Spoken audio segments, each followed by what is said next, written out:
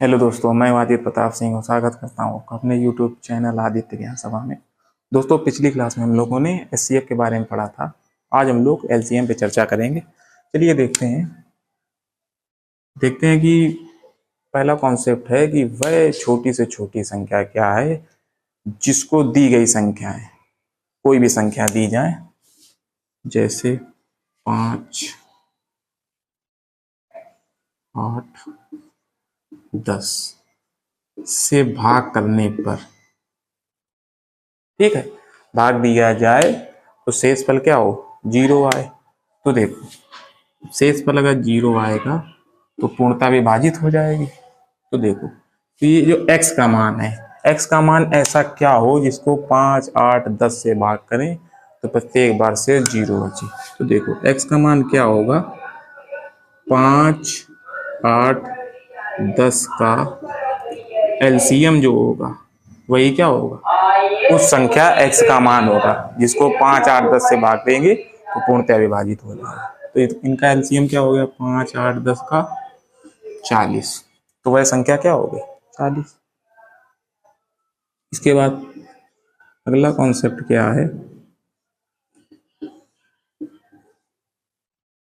वह छोटी से छोटी संख्या क्या है जिसको 5, 8, 10 से भाग देने पर प्रत्येक बार शेष क्या बचे, 1 बचे। तो वह संख्या ज्ञात करें। तो देखो, अगर ये शेष 1 बच रहा है हर बार, तो मतलब इस संख्या में यहाँ कौन सी संख्या हो जिसमें पूरा पूरा भाग चला जाए। तो अभी हम लोगों ने निकाला 40।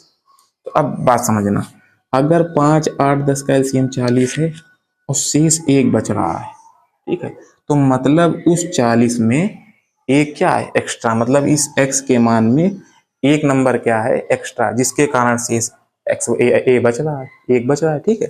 तो देखो, जब x का मान निकालेंगे तो क्या हो जाएगा, 5, 8, 10 का एलसीएम, देखो एलसीएम और प्लस 1। अगर इसका एलसीएम 40 है, इसमें 1 जोड़ देंगे तो जो संख्या आएगी 41, वो क्या होगी कि 5, 8, 10 से भाग देंगे तो प्रत्येक दशा में क्या बचेगा, 1 शेष बचेगा। आइए देखते हैं, चेक करते हैं। 5 का भाग 40 में दो, 5 अट्ठे 40, 1 शेष फल बचा। 8 पचे 40, 1 शेष फल बचा। और 10 चौको 40, 1 शेष फल बचा, ठीक है। तो ये वह संख्या आ गई जिसको 5, 8, 10 से भाग देंगे तो प्रत्येक बार क्या शेष बचेगा, 1। चलिए अगले कॉन्सेप्ट की ओर बढ़ते हैं। तो बोला जाता है कि वह छोटी से छोटी संख्या क्या है जिसको 5, 8, 10 से भाग देने पर प्रत्येक बार क्या शेष बचता है, 1 शेष बचता है। लेकिन एक कंडीशन और, लेकिन 7 से भाग देने पर उसी संख्या को 7 से भाग देने पर क्या शेष बचता है, 0। अब समस्या खड़ी हो गई। इतना तो क्वेश्चन हम लोगों ने सॉल्व भी कर लिया था, ठीक है, लेकिन फिर बोल दिया गया कि 7 का भाग अगर उस संख्या में देते हैं, शेषफल क्या बचता है, 0 बचता है।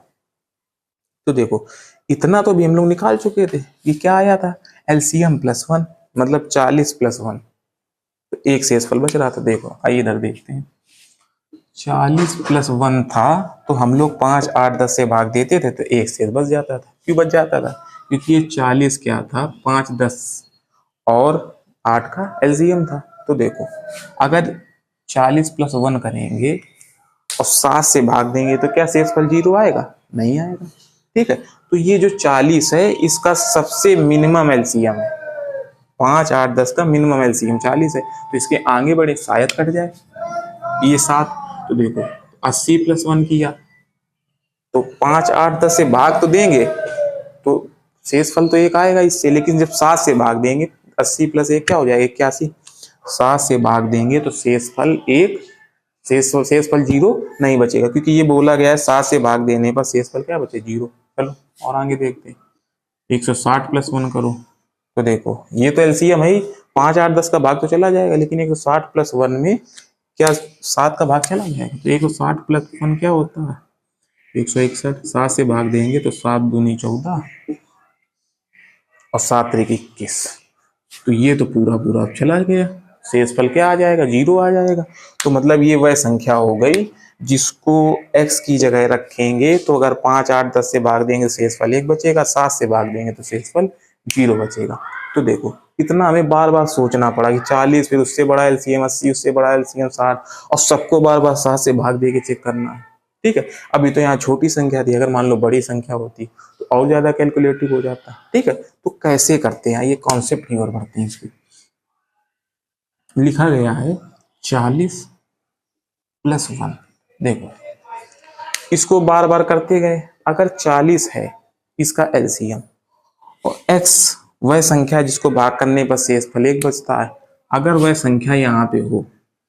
ठीक है, अब x का मान माने 1, 2, 3 और देखें कब ये कट जाता है। ठीक है, लेकिन इसमें ऐसे नहीं करेंगे।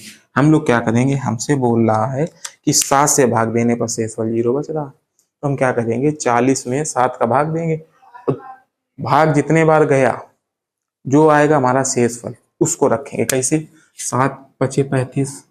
ठीक है, और 7 × 42 ज्यादा होगा, 7 × 35, 35 रखेंगे तो कितना शेषफल बचेगा 5, तो 5x + 1 रखेंगे। ठीक है, अब इसमें एक बारी बारी से x के मान रखेंगे 1, 2, 3, 4, 5 और जिस दशा में 7 से कट जाएगा तो वही हमारा x का मान हो जाएगा और वो मान यहाँ पे रखेंगे तो वह संख्या आ जाएगी। आइए देखते कैसे।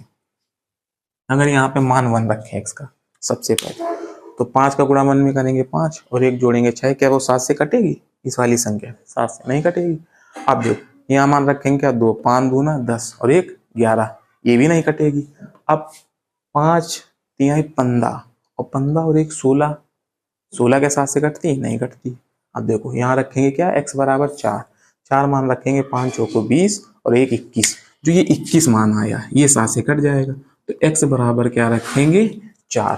तो देखो अभी छोटे में फॉर्मेट में अगर हमने पता कर लिया कि 7 से कट जाएगी तो बस यही x का मान इसमें रख दो, पता चल जाएगा। देखो 40 × 4 + 1 तो 4 चौको 16, 160 + 1 161, देखो यही संख्या आई 161। तो ये कॉन्सेप्ट है इसका। फिर ऐसे कोई भी बड़ा से बड़ा कैलकुलेशन हो हम लोग इस तरह से करेंगे, उसको सॉल्व कर लेंगे। इसमें बड़ा लेंदी हो जाएगा, अगर मान लो बड़ी संख्या दे दी गई तो ये करना हमारे लिए डिफिकल्ट हो जाएगा। ठीक है, और ये हम लोग आसानी से कर लेंगे। कौन से हम निकाल लेंगे एलसीएम, एक्स जो संख्या होगी जो हमें निकालनी है वो, और +1, 1 क्या है जो शेषफल बचता है। ठीक है, और इसमें भाग किससे देंगे, जो दिया जाएगा। ये क्या बचा है 7 से किससे भाग दिया, उससे इसमें भी भाग कर देंगे एलसीएम में। ठीक है, अब देखो इसके बाद अब हम लोग पढ़ेंगे इसके क्वेश्चन। ठीक है, और मिलेंगे अगली क्लास में। और अगर आपको वीडियो पसंद आई हो तो वीडियो को लाइक करें, चैनल को सब्सक्राइब करें। मिलते हैं अगली क्लास में, तब तक के लिए जय हिंद।